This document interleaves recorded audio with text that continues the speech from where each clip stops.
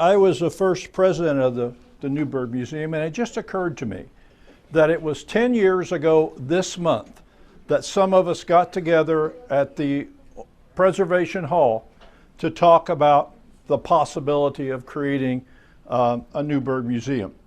All right, but I'm not here to talk about what happened 10 years ago. I'm here to talk about what happened 200 years ago. 200 years ago, of course, Lincoln lived up in Spencer County. 100 years ago, there were some people in southwestern Indiana that got upset about what the story that was being told about those 200 years ago, the Lincoln story. And so they wanted to set the record straight. And that's most of what I want to talk about today. Josh Claiborne and I put together this book, Abe's Youth, which I'll be referring to as we go along. Well, a logical place to start is with this man, George Honig, who lived from 1874 to 1962. He was an Evansville sculptor, and if you know anything about his work, you may know he did the sculptures in front of the Coliseum in downtown Evansville, and you probably all have seen those. Now, probably what he did more than anything else, though, was to prepare what are known, he called them bronze tablets, but they're plaques that talk about historical events or people. And if you travel around the tri-state, Kentucky, some in Illinois, and especially in Indiana, you will find the plaques that he made in public buildings, in churches, in parks, and a lot of other institutions. He grew up in Spencer County, in Rockport. As a young man, he studied in New York. He studied in the studio of this man, Harmon McNeil. Now, McNeil was a fairly well-known sculptor at the time. We know him because he did the statue of George Rogers Clark that's in the memorial at Vincennes, and you can see the kind of work that he did. When Honig was studying with him, McNeil was in a competition to develop a statue to put on the State House grounds in Illinois. So he was working on this Lincoln statue. And Honig told the people in the studio that he had grown up not far from where Abraham Lincoln had grown up in Indiana. Said one student, "Nonsense. Of course, Lincoln and his family went through Indiana on their way to Illinois, but they weren't there for more than a few days." So, 100 years later, the Indiana Lincoln story is still unknown to a lot of people. They're amazed to realize that he moved here in 1816 and left in 1830. He was 7 years old when he came and 21 when he left. He was 56 when he died, so about a quarter of his life was spent here in Indiana. Now, one reason that story is not very well known is that it's not very well documented. And for documentation, we have to rely a lot on this man, William Herndon. As some of you know, William Herndon was Lincoln's law partner. After Lincoln died, Herndon tried to collect biographical material, not only in Illinois, but in Indiana and Kentucky as well. And so he visited Indiana in the fall of 1865 to see the places of Lincoln's youth and to talk to the people that knew Lincoln. And he took extensive notes and then continued the correspondence after that. So most biographers use Herndon's material to tell us about what happened, the stories and so forth. There are some other things, but we really rely on Herndon's material about the Indiana years of Lincoln. Now, how do we interpret what we know? Well, many authors view Lincoln's Indiana years as inconsequential. They really weren't important. And in fact, some say that actually they had a negative impact on Lincoln. Now, my answer to that normally is to think in your own life. Think of when you were 7, and think of when you were 21. And what happened to you in those 14 years that had an impact on your life, things that helped make you who you are today, what you believe, and so forth. And I think we can say the same thing about Lincoln. Those Indiana years were important. Now, William Herndon, in his 1880 book, when we finally got around to writing a book, Life of Lincoln, which actually was written by Jesse Wyke of Greencastle, Indiana, he says Lincoln rose from a lower depth than most men, from a stagnant, putrid pool. It gets worse. This man, Ward Hill Layman, who was Lincoln's friend and self-appointed bodyguard, wrote a book in 1872 using Herndon's material even before Herndon used it. It actually was also ghostwritten. It was ghostwritten by a man by the name of Chauncey Black. Now, Black said, "It's our duty to show the world the majesty and beauty of his character as it grew by itself and unassisted out of the unpromising soil. We must point mankind to the diamond glowing on the dunghill." Well, that's not very nice, right? And a lot of people from southern Indiana really got upset about a couple of things. One is this business about the character was unassisted. He was just in a vacuum. And the other thing, they're calling their ancestors the dunghill, which people don't particularly like to hear that, right? Then we have the Indiana senator, Albert Beveridge, who wrote on Lincoln, and he described the neighbors. He said they were ignorant, rough-mannered, widely superstitious, consumers of incredible quantities of whiskey and tobacco, and inclined to chewing, smoking, snuffing, and corncob pipes puffing. Their sense of modesty was embryonic. They lived in cabins that were ill-kept, dirty in the extreme, infested with vermin, and their fighting and swearing were accompanied by low thinking and repellent living and filthy talk. Now, that might be the kind of guys you want to go on a fishing trip or a hunting trip with, but I don't think you want to live next door to these people, and I really don't think Lincoln's neighbors were quite what is being described here as well. Now, this also is being reinforced by some other literature. Edward Eggleston's 1871 The Hoosier Schoolmaster. He associated Indiana with ignorance, poverty, hardship, and an odd dialect. I might go along with the odd dialect, but I'm not sure about the other things. Well, 100 years ago, there were some people in southern Indiana that decided they wanted to set the record straight. And so they formed the Southwestern Indiana Historical Society. It was created 8 counties in southwestern Indiana, including Warwick, of course, created this historical society. And one of their focus was something called the Lincoln Inquiry. Now, they formed this in January of 1920, and Lincoln's Hoosier roots formed their focal point through what they called the Lincoln Inquiry. They hoped their work would improve the state's image by refuting myths and errors. In other words, they wanted to set the record straight. They excelled at contextualizing Lincoln in his environment, putting him in the community and getting to know the people that Lincoln came in contact with for those 14 years. The witnesses were all dead by that point, but there were important secondary sources, and there were a lot of family stories and family legends that needed to be told, and they were going to do that. They met 46 times, featured 369 presentations, and produced about 217 papers before it ended in 1939. Now, there is a Southwestern Indiana Historical Society today, but that was restarted later.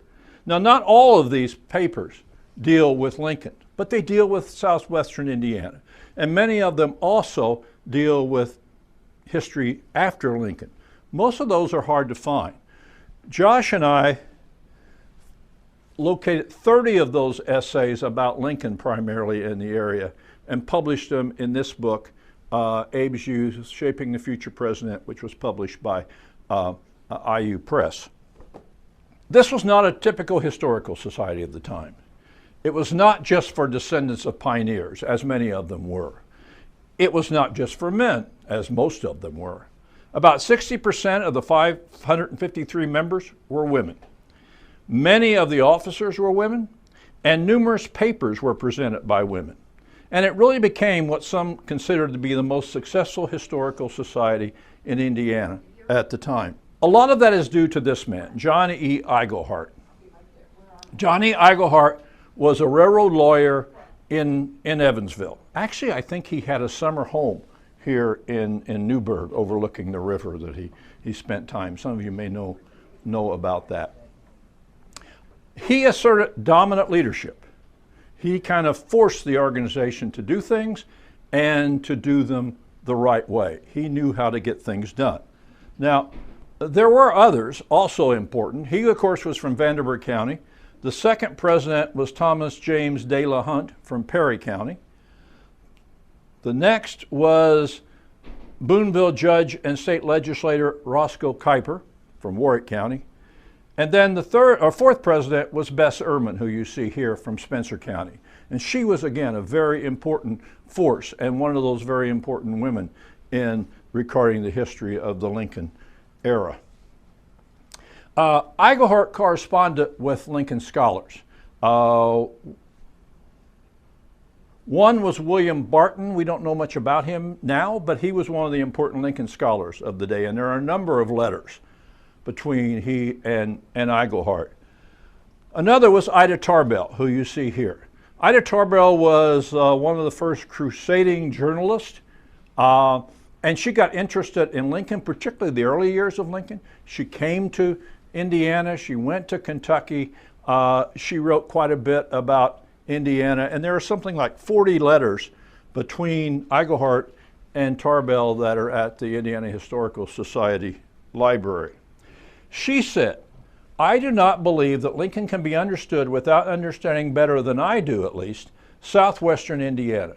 What that country was, what its people thought and did, had, I'm convinced, a deep influence on the young Lincoln." Now that's what Iglehart wanted to hear, and that's what the Lincoln Inquiry was trying to say. And that's from the Iglehart papers at IU. Now another one he corresponded with is this man, Frederick Jackson Turner. Frederick Jackson Turner was an up-and-coming historian who in 1893 presented a paper where he said the frontier shaped America's beliefs in individualism, political democracy, and economic mobility. In other words, to him, the frontier is made what America is today. Iglehart believed that. And Iglehart felt that Lincoln was the embodiment of that. You can see Lincoln and you see this frontier thesis, and it all went together. Let's go back to Bess Ehrman. She said, "Many writers have written books about Abraham Lincoln, his ancestry, childhood, manhood, and political career, but little thought has been given to the environment of his youth or to those neighbors and boyhood friends of his in Indiana and the influence they undoubtedly had on his life and character," doing away with that unassisted idea that we heard earlier. Now, we have 30 essays in here. 18 of those essays deal directly with Lincoln's Indiana neighbors, the neighborhood, or the Indiana environment. This is a list of the names of some of the neighbors. I'm not going to go through all of them. In some cases, there's biographical information in the book about them. In other times, there are references. But these are some of the people that Lincoln knew. They knew Lincoln, and no doubt they had an influence on Lincoln. Now, their neighbors and Lincoln had a common background. They came to Kentucky by way of Pennsylvania, Virginia, and North Carolina. They came to Indiana from the same area of Kentucky, basically the Bardstown area. They were seeking opportunity. There was much more opportunity in this open frontier Indiana than in a much more settled Kentucky. If you wanted to make a name for yourself, particularly if you're young and just getting started, it was better to go someplace where you could help create the culture rather than trying to adapt to it. And they were joined by relatives in Indiana, or joined in Indiana by relatives. And so the area grew. In all these things, the Lincolns were very much like their neighbors. One exception to this was this man, William Jones. William Jones grew up in Vincennes in the early 1800s. He saw the Indiana Territory being created. His father was auditor of the Indiana Territory, and served as secretary to William Henry Harrison in a number of those Indian treaties that today are pretty controversial, but at that time they were, very, very popular, and Harrison was a hero.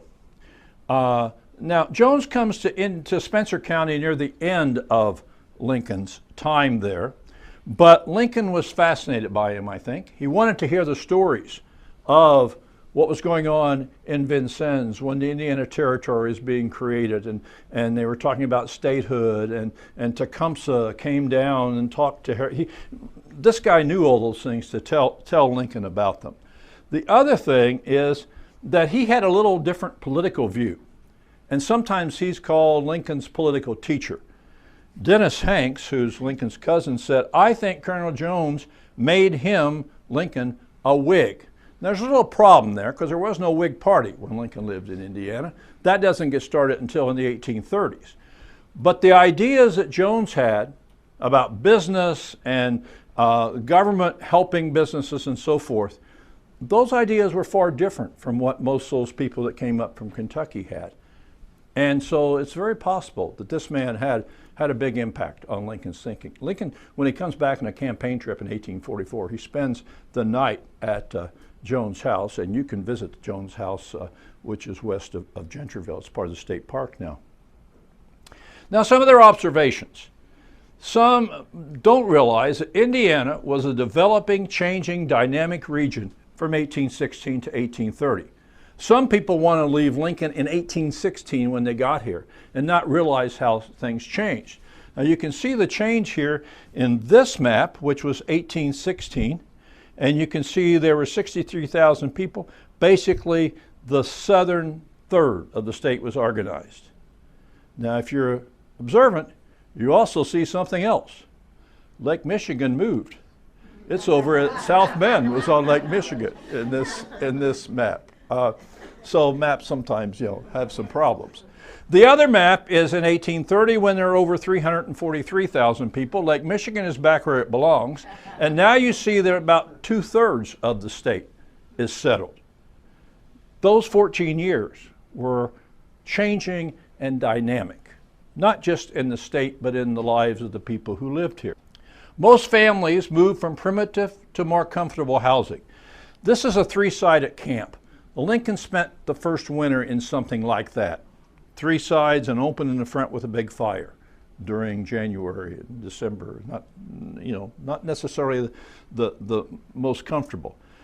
This is one version of what the Lincoln cabin looked like when they left. I don't think it had that porch on it, but you can see that it's much more substantial, much more comfortable, and the life changed and got better during that 14-year period. So we can't just think of 1816. We have to think of the whole time period. A community soon developed. Stores were created, tanneries, important commercial activities, mills, also very important. Schools. Lincoln went to 3 schools in Indiana, 2 in Kentucky, 3 in Indiana. Now, before you get too impressed with that, realize that he said the aggregate of all of his schooling amounted to less than 1 year. So it didn't go very long. And these weren't public schools. They didn't have public schools then. The parents had to hire the teachers. And most teachers were young men who had ambitions of becoming a lawyer or a doctor or a business person, and they wanted to do something to earn a little money so they could go on and study and become more successful. And a church. This is the Little Pigeon Primitive Baptist Church that was built in 1822. Thomas Lincoln, Abraham's father, supervised the construction, and I'm sure Abraham himself worked on it. It's a pretty substantial structure that they built right in the middle of what we call the Little Pigeon Creek community, a 4-mile by 6-mile area. This is a map prepared by the National Park Service, and you can see the Lincolns lived here, and you can see the other people that lived around there, plus some of the other things like the blacksmith shop and so forth. My only problem with this map is this road should be moved over here. It should go through Gentryville rather than what will become known as Jonesboro. But that's an important road. It goes from Rockport to Bloomington, state road, an important north-south road. Now, I also want to talk about this road, this east-west road. And you can see This road goes by the southern boundary of the Lincoln farm. This direction, what, 40, 50 miles, is Corydon. Corydon was the state capital for the first half of the time that Lincoln lived in Indiana. This way, the same distance about, is New Harmony. Now, New Harmony, of course, even before the Lincolns arrived, in 1814 became the Harmonist settlement, very successful, had 800 people living there, a huge town at this time, and had well over 100 substantial buildings. And then in 1814, it was sold to Robert Owen, and it becomes the second utopian society. It's not successful, but it becomes a great educational center by the people that Owen brought in. Lincoln knew about New Harmony, but I can't find any evidence that he actually visited New Harmony, but he talks, his cousin Dennis Hanks says he talked about New Harmony and all the educated people there in the books and so forth. But my point is, people going from Corydon to New Harmony or New Harmony to Corydon use that road. And Lincoln saw these people come by. And Lincoln was sitting out there on that rail fence, and he would talk to them. As a matter of fact, Dennis Hanks said that his father, Thomas, Lincoln's father, Thomas, got really angry at him and sometimes would knock him off the fence because young men should never initiate a conversation with adults. But Lincoln did it because he wanted to know what was going on and he wanted to talk to these people. So keep this in mind, this important east-west road. Back to Bess Irvin. She says, here in this new free state, the boy Abraham Lincoln grew to young manhood. His neighbors were largely clear-minded, unpretending men of common sense whose patriotism was unquestionable. He was undoubtedly molded by their influence. Not quite exactly the same impression you get as that Albert Beveridge quote that I gave you. Now, this is what southwestern Indiana looked like in 1816 when the Lincolns came. There was a Warwick County. Now, Warwick County, since we're here, let me give you a little Warwick County history. Warwick County was started in 1813, and when it was founded, it went all the way from the Wabash River to Harrison County. So this was all Warwick County. And you know where the county seat was? Evansville. Evansville was the first county seat of Warwick County, and as a matter of fact, if you want to find the original plat of Evansville, you don't go to the Civic Center, you go to Boonville, to the courthouse, because that's where that plat is. So Evansville, which is over here, was a county seat, but that only lasted for 1 year. And then they created two new counties, Perry and Posey, and they reduced the size of Warwick County.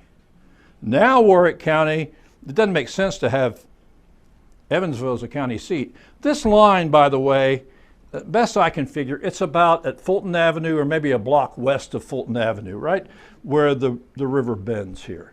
And it went from there over to, well, about where the power plants are north of Rockport. Rockport's down here. So that was Warwick County, and the county seat was Darlington. And Darlington, how many of you know where Darlington was? Good. Darlington actually is where Alcoa is today. And if you're coming from Newburgh, before you get to Alcoa and you look to the right, you'll see there's a stone with a brass plaque in there that tells you that's where Darlington was. It was not a very healthy place for a town, and it totally disappeared. And there's nothing there now except for that and fields where Alcoa puts up hay, I think. Now, let me say something else about Warwick County. I'm going to expand on this. But Warwick County had three pretty ambitious entrepreneurs in it at this time. There was a man over here living at Rockport by the name of Grass. There was over here in Evansville, McGarry. And then you had Ratliff Boone, who was in the center part of the county. Now, these three men all were entrepreneurs. They wanted to create a town which would be prosperous and would give them return, but also make a name for themselves and really create a community. But they felt that they were all kind of competing with each other. We'll see what happens with that later. Lincoln, by the way, when he came he moved to Perry County about up in here. This is Little Pigeon Creek. So he would have lived up here in Perry County. Let's talk about some of those people I mentioned. Because one of the things that the Lincoln Inquiry tried to do is to show there were competent people living here that Lincoln came in contact with. Daniel Grass came to Indiana in 1803. He's a guy at Rockport. He was a Battle of Tippecanoe veteran. He was a member of the Indiana Constitutional Convention in 1816, and if you lived here in Newburgh at the time, he was your representative at the Constitutional Convention in Corydon under that elm tree. He was a state representative. Lincoln knew him. As a matter of fact, Lincoln boarded with him for a while in Rockport in 1828 when he was getting ready to make the flatboat trip. So here was a prominent man that Lincoln knew. Another man is Ratliff Boone. During the time that Lincoln lived here, between 1816 and 1830, Boone was a state representative, a state senator, lieutenant governor, and was governor for 3 months in 1822 after Jonathan Jennings, the governor, went to Congress. The election had been held. Boone was a lieutenant governor. There was a new man elected governor, but he didn't take office until in January. So at the end here, Boone was the governor for the second governor of Indiana, and realized that Lincoln was living here when that went on. He becomes a U.S. congressman when Lincoln lived here. So he was a pretty prominent person. And remember, he's living around Booneville, and he's going to Corydon, and how does he get there? Down that road that goes by Lincoln's farm. And he would have stopped and made speeches and talked to people, and I'm sure Lincoln came in contact with him. He came to Indiana in 1809. He lived at Booneville, which wasn't farmed until 1818, named for his father. So he traveled that road from Booneville to Corydon that went by the Lincoln farm. Now another man was Joseph Lane. Now I don't know that Lincoln knew Joseph Lane, but Lincoln knew of Joseph Lane. He's kind of important to the story in this area. He actually lived near Angel Mounds. And he was a young man and became a well-known politician who defeated Evansville's namesake Robert Evans for the state legislature in 1822.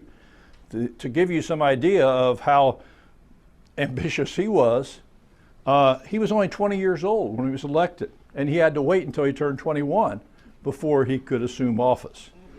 Now, he's also important in some other ways. When he was just a teenager, he worked at Darlington. He was a clerk, office worker in the clerk's office there. He knew McGarry, he knew Boone, he knew Grass, and he knew how they all were kind of fighting each other for economic dominance. And so he came up with an idea. What needs to be done is we need to create two new counties. We'll create Vanderburgh County, and Evansville will become the county seat of that. We'll create Spencer County, and Rockport will become the county seat of that. We'll reduce the size of Warwick County, and Booneville becomes the county seat there. So they're all happy and they're all satisfied. Now remember, he's like 16, 17 years old when he kind of puts this all together. Boone, remember, is a member of the legislature. So he's got all that clout. Remember, Lane lives down here. And Boone, who's a friend of Lane, realizes Lane could become a political enemy and could dominate. So Boone was important enough so that when they drew the boundary, it starts here, gets over here, it goes east for a mile down so that Lane lives in Vanderburgh County, not Warwick County. So Boone won't have to compete with him, and we see what happens. Lane gets elected from Vanderburgh County over the namesake of Evansville, Robert Evans. Joseph Lane becomes an important man. Just to give you, again, a sense of the kind of person he was, he becomes a general in the Mexican-American War. He's a state legislator, obviously. Becomes a general in the Mexican-American War. He's governor of the Oregon Territory, appointed to that position. He's the first senator from Oregon. And in 1860, he was the vice presidential candidate on the Southern Democratic ticket. He had very Southern-leaning views. Remember, in 1860, there were 4 candidates: Republican with Lincoln, Northern Democrat Douglas, Southern Democrat John Breckinridge from Tennessee, I think, or Kentucky, and Bell, the Constitutional Union Party. All right. So in 1860, Indiana had 2 people who lived here some 40 years earlier on a presidential ticket. Lane was so popular in this area that Warwick County was the only county in the state of Indiana that was carried by the Southern Democratic ticket. Not necessarily because they liked the presidential candidate, but the vice presidential candidate. I'm not sure if we should be proud of that or not, but at any rate, Warwick County was carried by the Southern Democratic ticket in 1860. Now, Lincoln also saw educated lawyers, and that's another point they were trying to make. This is a George Honing illustration. You have Lincoln looking in the window here at the lawyers holding forth in this trial in a cabin. One of these men was John Breckinridge, not Breckinridge, the presidential candidate, but Breckinridge. This is his tombstone. He goes to Texas. His tombstone in Texas, which I think is an interesting thing. In Texas, they had this cemetery, and the cows kept going over the cemetery. So the descendants of Breckinridge put up a fence around it, but they didn't put in a gate. So it was this big fence. The cows couldn't get in it, but other people couldn't either. But this was in the center of that. I think they eventually took the fence down. But that's kind of why it looks grown up. He was a leading pioneer lawyer. He was educated at what is now Princeton University. A lot of times we think, well, these lawyers, they just read a few books and things. He's an educated lawyer. He lived in Rockport and in Boonville. And Lincoln, no doubt, saw him performing in court. There are a number of stories that Josh is trying to validate about a trial he saw in Boonville. Personally, I think he may have seen more Breckinridge trials in Rockport when he lived there than in Boonville. And he is prosecuting attorney of the circuit later. The Warwick County history says Breckinridge was perhaps the ablest local attorney that ever practiced at Warwick County Bar. Indeed, there were but a few of his profession who equaled him in the state. His character was marked by strong individuality and fearless independence. He possessed a readiness of speech and fund of resource that, combined with his quick perception, made him a strong and powerful advocate. Josh says that sounds like Lincoln, and maybe it does, but these are the kind of people that Lincoln came in contact with when he lived here in Indiana. Another was Judge John Pitcher, who lived in Rockport. He had been educated, or he was admitted to the Connecticut bar. He was a sheriff, judge, state representative, state senator, lent law books to Lincoln, and said at one time, Abe wanted to read law with me, but his father was too poor to spare him away from the farm and the mill. I don't know, there's some question always, did Lincoln get the lawyer bug here in Indiana? Perhaps, and if he did, this man would have been an important source of that. He lives to be quite old, eventually lives in Posey County and dies over there years later. So he's someone people could talk to who knew Lincoln. So these men and others gave Lincoln his first exposure to government, politicians, and law. And it wasn't just all unassisted that he was living here. Another misconception. Lincoln is portrayed as living in an isolated region with little contact with neighbors and no interaction with the rest of the country. Maybe that was true in 1816, but not for most of the time, and the reason being this, the Ohio River. The Ohio River was really the interstate highway of the day. A lot of commerce, transportation, and so forth. And it had a major impact on Lincoln. Lincoln himself says this. He tells a story when he was president about how when he worked at Troy, he had this little skiff, and he would sometimes take people out to the steamboats that were passing by. And one day he did that. They didn't pay him, but as he moved away, each of them threw in a half silver dollar. Now, this one's in 1830, so it's a little bit later, but close. This is what it will look like. So you can imagine he's going down in his boat, and two of those wind up in his boat. He says, I could scarcely believe my eyes. You may think it a very little thing, but it was the most important incident in my life. I could scarcely believe that I, a poor boy, had earned $1 in less than a day. The world seemed wider and fairer before me. I was a more hopeful and confident being from that time. Now, I don't know if that's true or not, but I'm not going to argue with Abraham Lincoln. It's what he said. His work also resulted in some legal action against him. This is a story that surfaces years later. The Kentucky owns the Ohio River for the most part, and they gave monopolies for ferries. And so there was a monopoly here at a ferry at Troy. The Dill brothers had that monopoly. And Lincoln, as I just said, would eventually take people out to the steamers. Well, the Dill brothers thought that was violating their monopoly and also cutting back in their income. First, they think about beating Lincoln up, and then they said, no, we should take him to court. And he took him to Squire Pate's court, which was between Lewisport and Hallsville. It was in this house, actually this part of the house. This is a later edition. But Lincoln was taken there to the Justice of the Peace, and the cases were presented against him.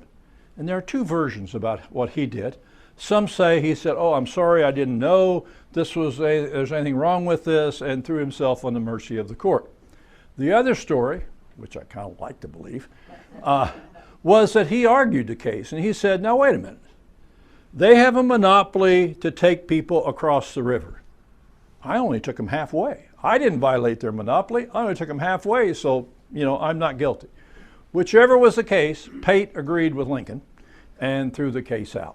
Some say this was Lincoln's first law case. You can decide that. This house, by the way, again, this part of it, and you can see here how big those logs are. They're huge logs. Of all the buildings that might have been associated with Lincoln between 1816 and 1830, this is the only one I know of that's still in existence, and it's in Kentucky. But it is it's a beautiful, beautiful house, and probably has an important role to play in the Lincoln story. The river separated the old America from the new. Lincoln said the move to Indiana was partly on account of slavery, but chiefly on account of the difficulty of land titles in Kentucky. Well, I could talk about this until about 8 o'clock tonight, but in the Northwest Territory, there was to be no slavery, and they came up with a very systematic way of surveying the land. So those two things didn't exist in Indiana. The Ohio River was a source of income for Lincoln. He and family members Dennis Hanks and Squire Hall cut firewood for the fuel-hungry steamboats on the river. And then he worked for James Taylor at Troy, an important landowner and businessman in Troy. He operated a ferry on the Anderson River, but he also butchered hogs. Now, he got paid $6 a month for this, which works out to be about 20 cents a day. But when he was butchering hogs, that was hard work. He got 31 cents a day when he was butchering hogs, so he made more money. And he was physically strong enough to do that. Back to a map from the Park Service. You see Troy. Anderson River comes in here, and that's where he operated the ferry. Not across the Ohio, but across the Anderson River. And this is another important east-west road. So all the people traveling on there had to wait for Lincoln to come with the ferry, and he ferried them across. And he's talking to them and questioning them and learning everything he can from them. Now, I think sometimes Troy is kind of the forgotten place in the Indiana Lincoln story. The 1826 Indiana Gazetteer, which is when Lincoln lived there, said Troy had 19 families, 120 souls, a tavern, a store, 2 blacksmiths, a cabinet maker, 2 shoemakers, a physician, a tan yard, a warehouse, and a post office. That's a major town in the 1820s in this area. My friends in Illinois say Lincoln never really knew a town until he moved to New Salem in the 1830s. And I said, I disagree, because look at Troy, and this almost sounds like New Salem if you look at what was there. So Lincoln got some sense of what a town was like. And there are stories that boys from Troy would go out to the ferry to listen to Lincoln tell stories and things. And these stories, of course, come up much later. Lincoln's time at Troy was an educational experience. He saw people and newspapers from New Orleans to Pittsburgh. People traveling, those steamboats stopping at Troy, newspapers. He would talk to the people. He learned a lot about what was happening in the world by his time he spent here, 6 or 9 months here at Troy. The river introduced him also to the emerging market economy. By the mid-1820s, farmers began to produce surplus. And in Indiana, it's usually referred to as hogs and hominy, pork and corn. And there was a great demand for this Midwest produce in the South. You know, those plantations in the South were growing cotton and tobacco and all those sorts of things, but they weren't growing corn and wheat and raising hogs like they should to take care of them. So they really wanted this produce. And the cheapest transportation was the flatboat. So in 1828, this is another George Honig drawing. In 1828, James Gentry from Gentryville hired his son Allen, who was 21, and Lincoln, 19, to take the excess produce to New Orleans. Now think about this. If you're James Gentry, you've collected 6, 9, maybe 12 months of stuff. And now you're going to give it to these 2 young guys to sell it and to take care of it. They're not just taking this to New Orleans. They're going to stop along the way and sell the stuff. It was a great responsibility for these young men. I think it's one of the first times that Lincoln had a great deal of responsibility, and he performed very well. They had to guide the flatboat around sandbars, tree snags, eddies, and remember the river's crowded with steamboats, and those flatboats weren't very maneuverable. And it was difficult sometimes to get out of the way of the steamboats. And you had to guard against ruthless river pirates. Now, this may sound like a joke, but if you ever studied Cave-in Rock, Illinois, you know what we're talking about. And actually, Lincoln and Gentry were attacked one night by some people, and they had to defend their cargo and their own safety, which they did successfully. Now, they had to make the deals. They stopped at the planters along the way, and they had to negotiate selling this. It's a pretty big responsibility. They sold the remaining produce to New Orleans. Then they sold the boat for lumber. I'm told many of the fine old homes of New Orleans have a skeleton of Midwestern timber that came down as a flatboat, and then they bought the lumber and made it into homes. Now they're in New Orleans. Lincoln never saw anything like he saw in New Orleans. Yeah. Even when we go there today, that's a little different from Newburgh. Well, it was really different for Lincoln. And he now had to protect Gentry's money in New Orleans, and he came back on a steamboat, and he had to protect it there too. My friend Jim Madison, the great historian at IU, says this really was Lincoln's spring break. And maybe it was. He got $8 a month for this, plus steamboat passage. If you want to know more about that, I suggest you get a copy of this book, Lincoln, New Orleans, by Richard Campanella. It's a very detailed account of where Lincoln was and what was happening. It's a wonderful book. It also goes into the second flatboat trip that Lincoln takes when he is in New Salem. But back to the Lincoln Inquiry. Got to finish this up. This is a book by Keith Erickson called Everybody's History, which is actually a history of that Southwestern Indiana Historical Society. He doesn't give you the papers, but it gives you the information about it. Now there's criticism of the Lincoln Inquiry and the Historical Society. It was written by amateurs. It relied on family legends and traditions without documentation. It sought to advance preconceived notions about Lincoln and southwestern Indiana, and they made errors. But nonetheless, I think it's an important resource. Erickson concludes, to the Lincoln Inquiry, the quest to reclaim the 16th president combined national history, Western history, state history, local history, family history, public history, human history, in short, everybody's history. So with its faults, the Southwestern Indiana Historical Society and its Lincoln Inquiry gives a more realistic view of the people and places Lincoln knew as a youth. So there. Now, thank you. If you are interested, we do have some copies of this book. I also have a few copies of my earlier book, There I Grew Up. This is more, this is actually what Lincoln said about Indiana, what the neighbors said, and friends said, and it kind of tells the story more than this one does. So we have a few copies of these if you're interested. Now, any questions? Yes? Was there ever a time when Lincoln, I know he lived in Springfield when he was elected and then went to Washington. Was there ever a time he went any farther west?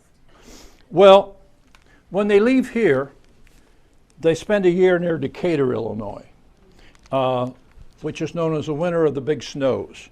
And it was a horrible winter. The rest of the family, there were 13 of them in the group that moved to Illinois in 1830. The rest of them, some say, we're going to come back toward Indiana, but they stop near Charleston, Illinois. Lincoln goes on his own then to New Salem, which is an up-and-coming town, and he lives there for 6 years or so. He's a postmaster there. He owns a store that went broke there. He's a surveyor, and he gets elected to the legislature from there. Then he moves to Springfield, and that's where he lives the rest of his life. Marries and becomes a prominent lawyer and continues to serve in the Illinois legislature. He does make some trips west to Iowa and some places, but he never lives any of those places. Had the intent of coming back to Springfield probably, although I'm not sure Mary wanted to do that. So they kept the house, and it now is part of the National Park Service. By the way, if you want to know more about Mary Lincoln, and you want to know it pretty realistically, there's a new book out by Michael Burlingame called An American Marriage. And his contention is that Lincoln had an awfully unhappy marriage. And that's about all I'll say about that. But he does say that, she needs to be pitied more than censored. She probably was bipolar. She suffered from migraines and other things that made it very difficult for her, and of course made it difficult for him as well.